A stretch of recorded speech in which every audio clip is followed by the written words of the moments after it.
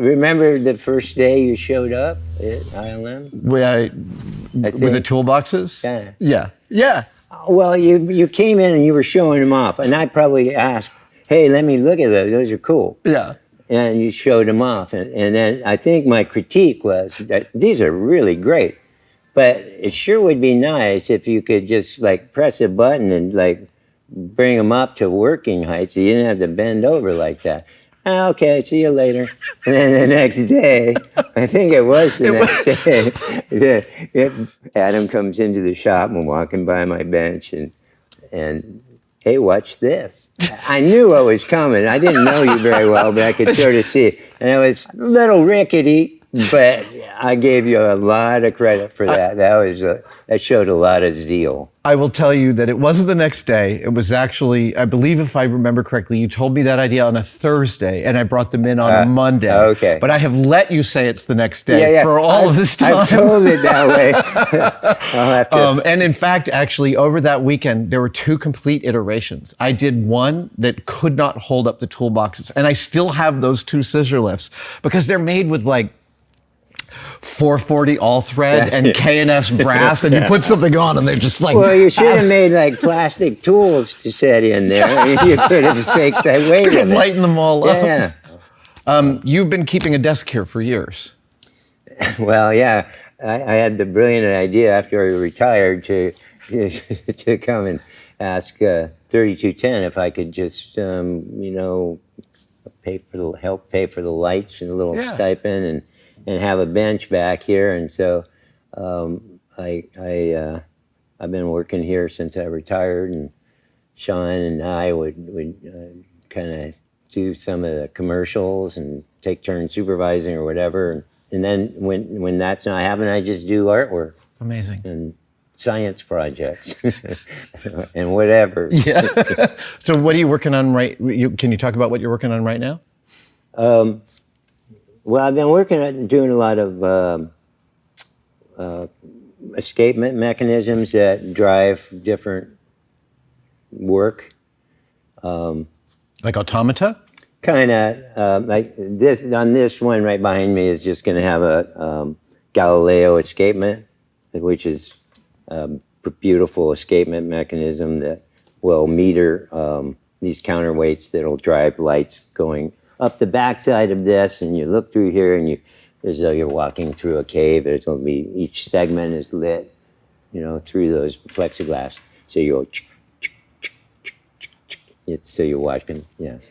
The other really great thing about this place is it's kind of a little bit of a social club. Yeah. Because it's the Mecca where, I was just driving by, or my car's in the shop, or right. I just wanted to drive and get a sandwich at Michael's. And then if I'm just working on my own stuff, I just drop what I'm doing and sit and talk like I'm talking to you. Yeah, yeah.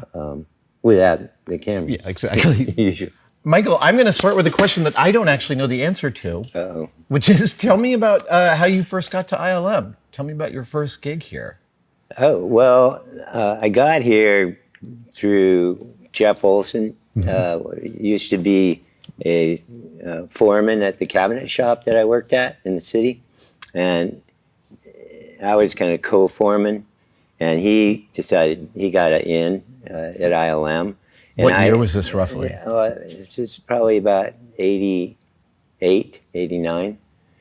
And he kept, he would invite me to the set every once in a while, and I was so jealous of him. I said, if there was any, little opening or crack in the door, I'd appreciate it. And on Backdraft, they needed some to hire up a little bit, and Jeff got me in on that. And so Backdraft was the first film I did at ILM. What kind of rigs were you building? For sets or actually practical effects stuff? Both. They're big buildings, I don't know, 10 or 15 feet tall, made of brick with, like explosion factory sort of architecture. Right. Where there's a lot of glass and brick so that it'll vent.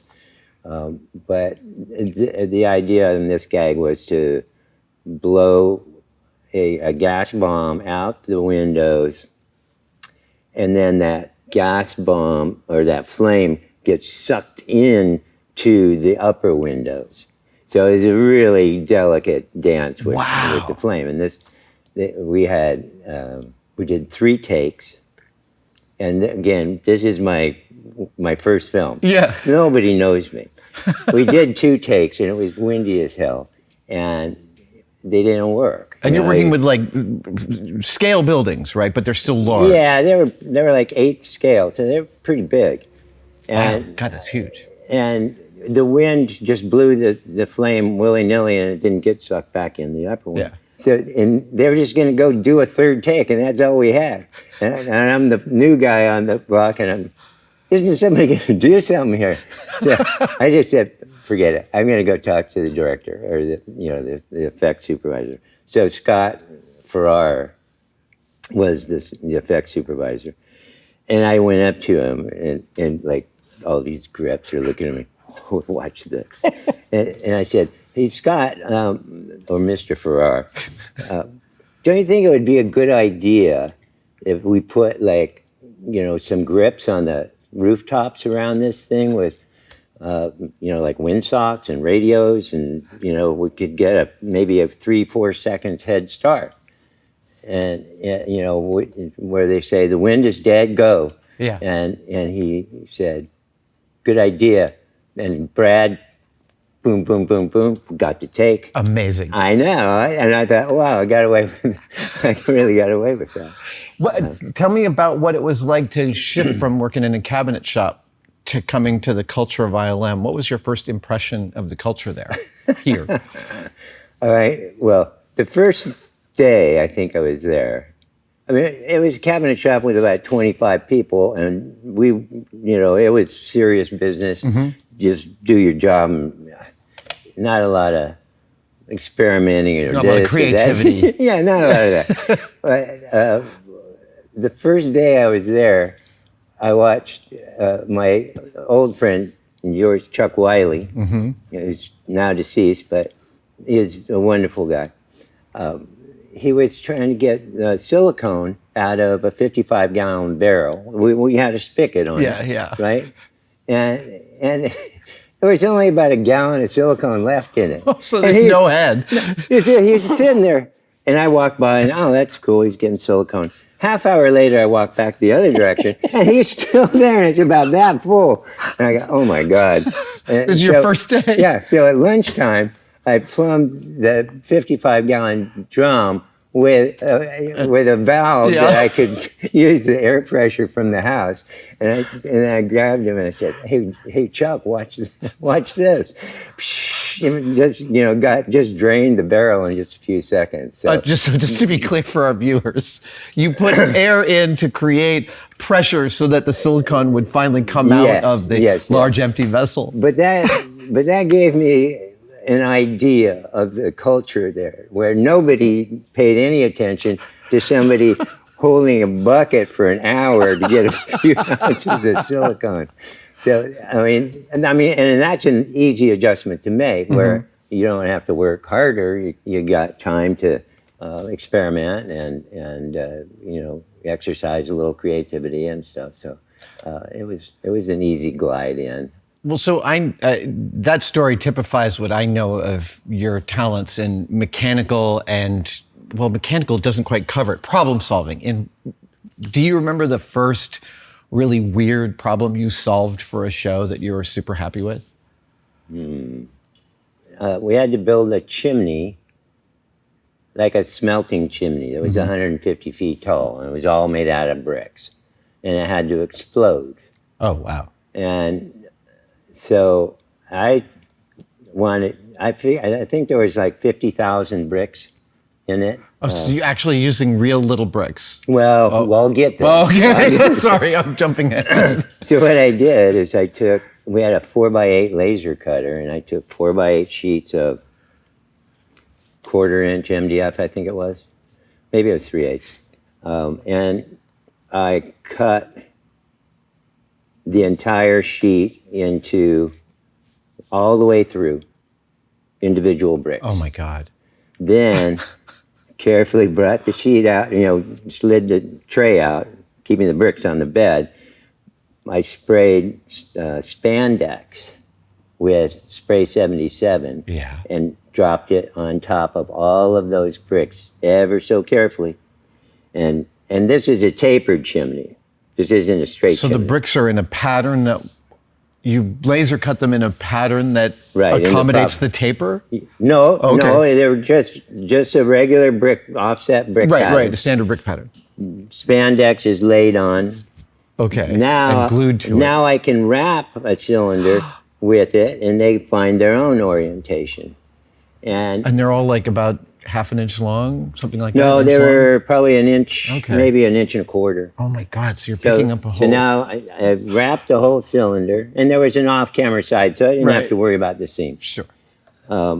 So then you take spackle, and you spackle the whole thing. Yeah. So that becomes the mortar and the glue that holds it, but it's not very strong glue. Yeah. So now, how do you get it off of the mandrel? You know, it's a cone, so it just slides right off. You have to be really careful. Then you have to take the spandex off. So then I had to go kind of with little grabbers all the way to the top. And then- Prolapse the... yeah. So somebody was like spraying acetone, from the top, from the inside. top. Yeah, it's like in my, and then you're just kind of taking the stocking off very carefully. Now you have this shell, but it was a lot stronger than I thought. I didn't do that for several days Yeah. and let the spackles go, but and then I put another layer of just brick parts. Yeah. Because I didn't want it all to explode at individual bricks. So the inside I just hot melt glued like chunks of brick. Oh, to vary, So so we it's got not just perfectly... Yeah, exactly. Yeah. Worked great. I It have looked one great. more. Can I tell you another? Yeah, but I'm curious about the explosive. Did they run deck cord up the middle of it? Is that how they blew it up? Yeah, I think so. I think it was just kind of a symmetrical cord up the middle of it. It is that question we get a lot, which is like, do you ever get sad when you build something and you blow it up? I'm like, no, because you built it to blow up. When Yeah. it blows up, if it looks right, that's your day. Yeah, well, that's it exactly. We're doing it for film. Yeah, tell me the other one that you wanted to tell. Oh yeah, this one was fun. We were doing right across the way here. We were doing a Ever Ready battery. The bunny? The bunny Yeah. commercial. And it was one that I don't even think aired. I think it aired maybe in Europe, but not here. But anyway, it was a really cool set of gigantic. It was like a microscopic set where hairs of the bunny were polyfoam. Like Honey, I Shrunk the Kids. Yeah. Kinda. And the bunny was, kind of going in between the hairs and stuff. But then we had this, skin of foam and netting and real complicated surface that they had forgotten to drill the holes for the hairs. Or no, we had to do it after the fact. But what I found is we were getting sawdust all over, and it was getting under the netting and impossible to clean up. So we did it for a little while, and it was a big problem. It was taking hours just to clean. So The skin surface. Yeah. Okay. So that night, I dreamed of this attachment for a drill that I said, and I woke up and I thought, well, yeah, that might actually work. What it was is a drill bit that goes, extends past the cylinder about, that big around. 2 inches in diameter or something? Yeah, and then the drill bit goes through that. Yeah. And then a vacuum attachment goes into that. And so you could just go, and this would seat down onto that foam ground plane, and then you could drill, because it was on a plunge drill, and then it would vacuum every little thing. And that was the only time I actually dreamed of the solution. That's amazing. But that was good. None of my good. dream solutions are ever actually useful. Oh yeah. Can I just say please. Last night, no, 2 nights ago, I had a dream that I was hired by the city of San Francisco. Hired me. I don't know who. Yeah. Right? And they said all our cable cars are broke, and we want to hire you to design a funicular system for the city. What's funny is if San Francisco called me and said, we need to do that, who should we call? I would probably say you.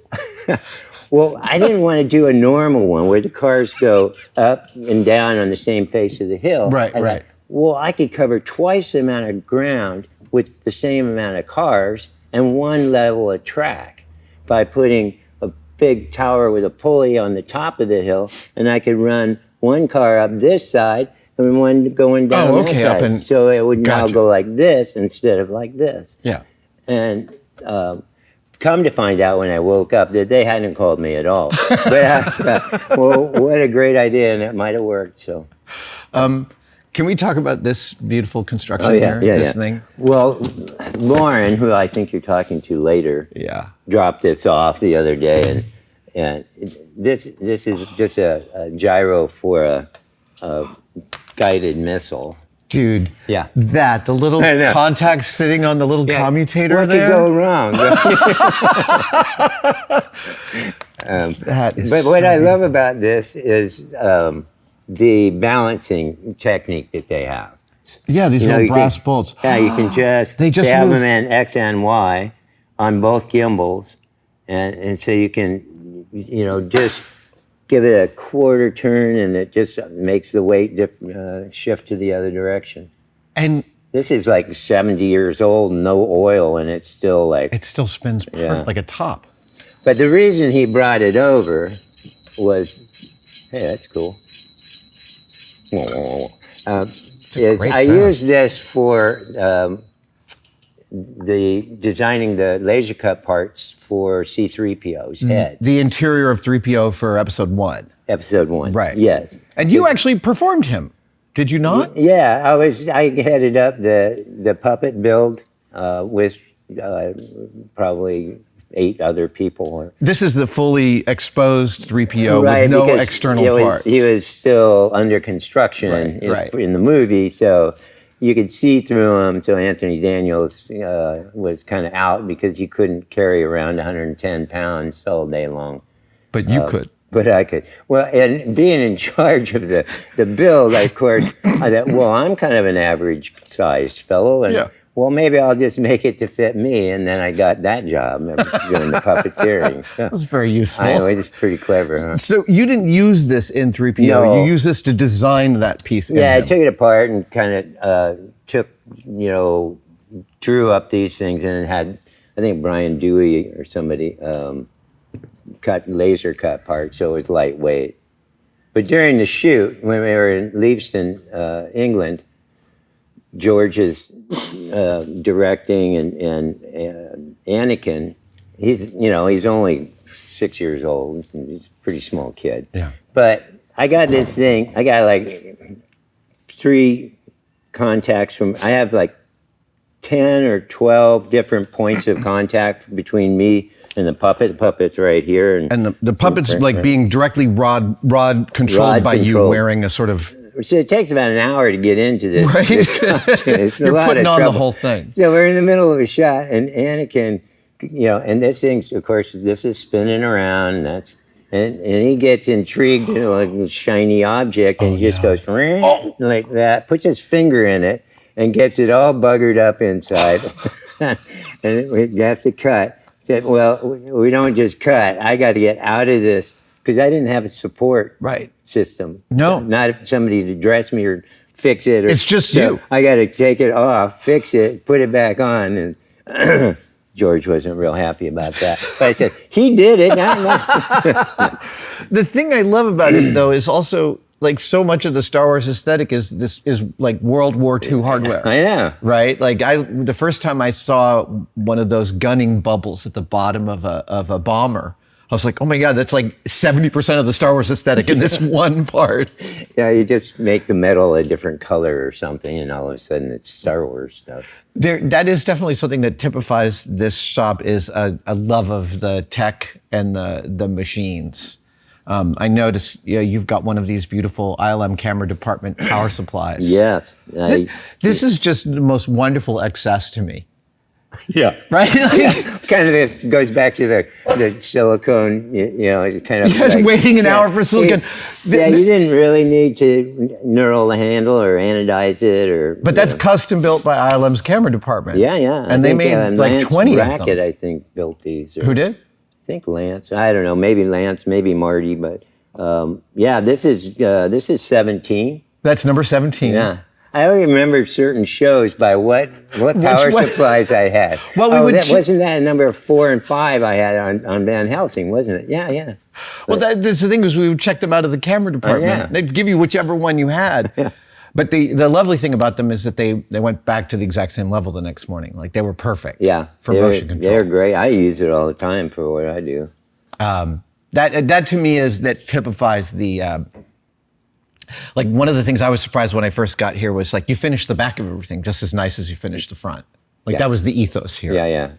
Like it's all our calling card. Yeah, that changed later on, where they realized that, like producers realized that if you finish an off-camera side to like a building, It costs. the director is going to say, hey, let's move, let's shoot over here a little bit. And all that goes down the pipeline. That means CG's got to do it. It's got to be, it costs a fortune. So they started putting the kibosh on like a little creativity, or let's throw another camera on that. Or, you must feel like you've kind of gone to, I mean, starting out here in a camera shop 35, almost 40 years ago now, 35 years ago, you must feel like you've learned a lot in those decades. You've seen a lot of miles here. Yeah, yeah. Well, I mean, ILM was so great for. It always reminded me of what I imagined the Bauhaus to have been like. Interesting. When you're like the best, you can attract the best minds in the world to it. And ILM at that time, back then, there wasn't anybody that could compete. So anybody in that field that's the mecca to go to. Yeah. And you just learn so much by as long as you can give and receive and not just take. Yeah. Then people were very free with information, and you could. But they all, the trick that I used and that was used on me many times was where, like, if you had a problem that you had a hard time figuring out, you just come over and kind of share that problem. Yeah. But not asking for anything. Because certain people, if you plant that seed in their head, like if I did that to you, I can't figure this out. How I could get this over there without interfering with that. And I don't know. We'll see you later. I'm going to go eat lunch. And then I know you're working for me. You're totally right. I know. Sir, thank you so much. I really appreciate this. Thank you. Thank you. It was fun.